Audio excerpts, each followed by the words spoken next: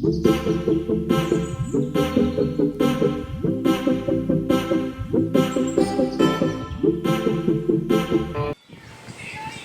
what's up guys? Good morning. Kakauwi ko lang galing work. Kahapon dumating na yung air controller ko para sa oxygen ng mga gapis ko. Gagawa tayo. At yun guys, kailangan natin ng straw. Siyempre,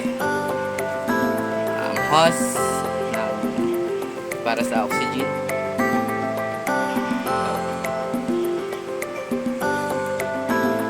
Sorry, ang laki kasi ng space. And ito lang makita. So, ito, tatali ko rin sa dulo.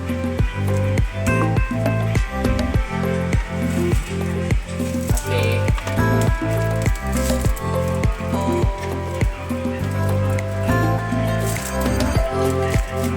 Ayan. Tali ko na siya. Dito naman sa kabila. Kasi ito, i-cable tie natin dito sa gitna. Nakaroon na lang siya.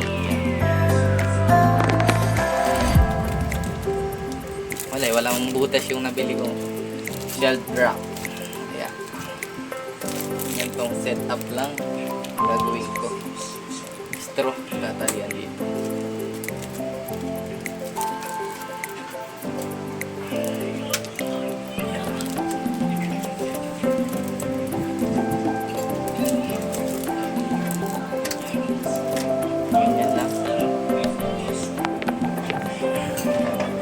Tapos itong hose ay connect na to sa may aking air pump. So ilalagay lang natin.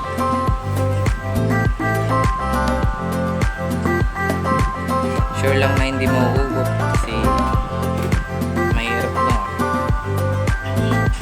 Pag nasa work tayo tapos nahuhugot, hindi naman sa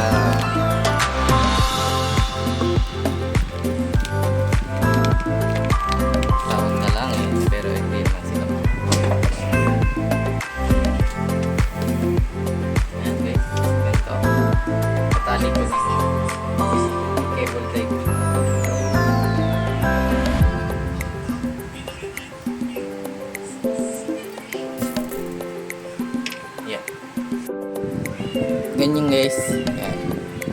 Tapos connected siya na dito sa yan ko. Babaguhin ko rin tong isa para hindi masyadong kalat. Yan.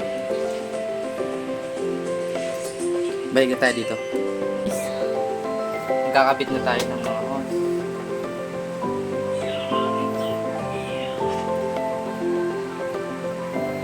Para sa ating mga airstone. Ito.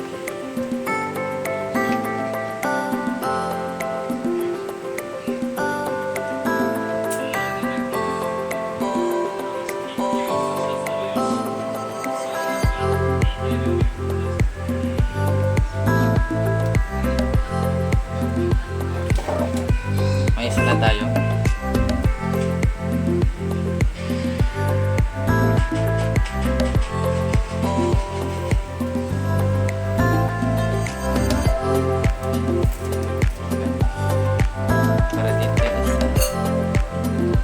Kakabit natin sa airstone.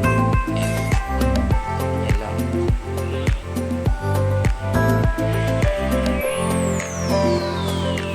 China-channel ko lang pala to. Sa isang air pump, makakagawa ako ng bali sa taas 4, sa ikalawang layer 3, sa ikatlo is 3 rin, bali 10 na. Tapos sa pinakababa, kasi ililipet ko yung mga fry ko, bali sila 12 airstone or filter, kasi isa lang air pump. Tapos dito naman kakabit na naman natin dito.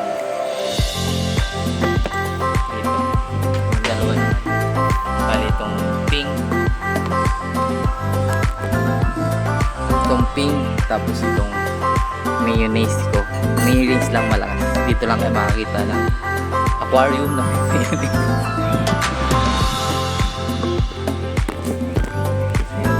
Kawit na natin.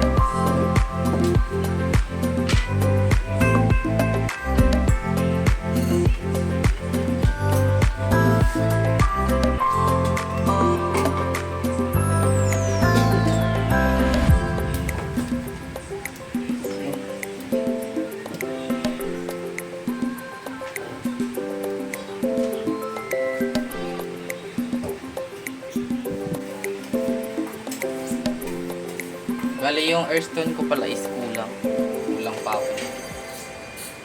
4. Hindi pa dumadating.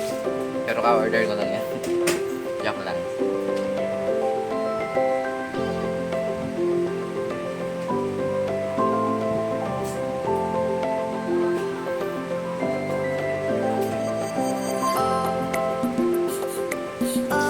Okay na. Testingin na natin. Bukas nakadaan ako ng Cardimar, bili ako ng hose para set upan ko na siya ng oxygen. So ini-stock water muna siya ng 7 days bago mailipat itong mga kasi lumalaki na sila, kailangan na ng space. Yan. So yung iba naman okay lang naman kahit maliit yung kasi konti lang naman sila. So ito yung kailangan malipat. Yan, yung musay. Tapos yung full red ko, yan, kailangan malipat sila. Dito ko lilipat sa 4.5. Estimated ko dito is 4.5 gallon. So siya ng 17 liters itong dalawa, tig 17 liters. Last update sa homework ko. Ayan. Malago na sila. Try na natin kung okay ba yung air controller natin na order sa Lazada. Ito guys. Yun guys, malakas naman. Itong isa. Malakas naman siya. Walang kasi nasira kasi yung dulo.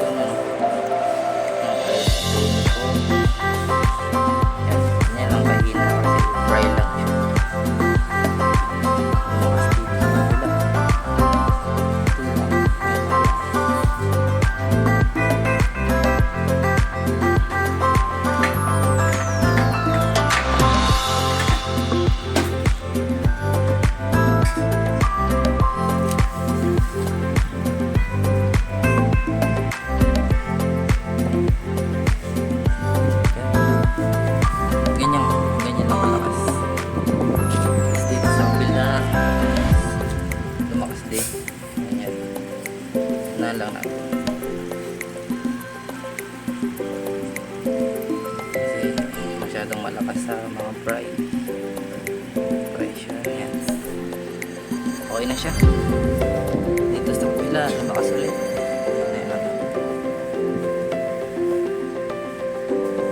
Yan, sagad na pala yan. Tapos dito yan, tapos dito wala. I-adjust lang natin siya. All goods naman. Gumagana na lahat. Okay naman siya. Papakita ko yung mga isda ko. Sila. Ang aking full gold.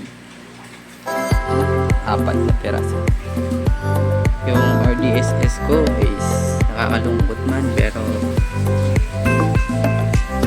bawasan tayo ng 3 kasi na-stress sa biyahe ng order ko. Ito full red ko, female at male, at yung mosaic nito is yung male niya sa kasama ang pala din, namatay din siya. Tapos dito sa PKBM ko na 6 na peraso. Sa mosaic, yan. Okay naman yung oxygen nila. Sa full red, 4 pieces na female and 2 pieces na male. Yan, tumitingkad na yung kulay nila. Sa full gold ko naman, 7 pieces. At sa full red ko na second fry, ito siya, 29 pieces. At sa mosaic is 55 pieces. Kaya ililipat ko siya dito. Tapos dito yung full red, dito yung mosaic. Tapos dito yung full gold ko, second fry. At yun lang guys, sana nagustuhan yung video ko. Sa mga aquatics dyan na nag-aalaga ng mga guppies, mollies, kahit ano, ornamental fish, monster fish, fish